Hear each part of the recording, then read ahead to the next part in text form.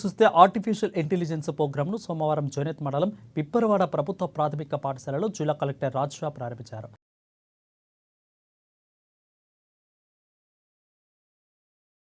ఇక అనంతరం 10వ తరగతి విద్యార్థులకు హాల్ టికెట్ను అందజేశారు.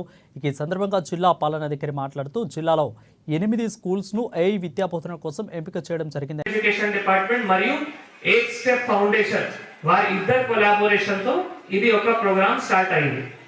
అయితే ఇప్పుడు ఇక్కడ మనం 3 తరగతి నుంచి 5 తరగతి ఇక్కడ మనం పేరెంట్స్ కూడా ఉన్నారు కాబట్టి ఇందాక చూపించాము, మళ్ళీ ఒక్కసారి చెప్తున్నాం.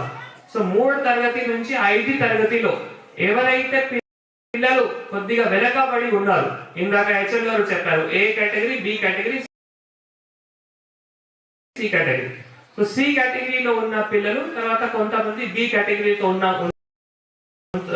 ఉన్న పిల్లలు, అట్లా ఒక 10 పిల్లలకి గుర్తించి వీరికే మాత్రమే ఇది కంటిన్యూస్ గా AI ద్వారా భాషలు గాని మ్యాథ్స్ గాని ఈ రెండింటికి బోధన. ప్రజాప్రియతలు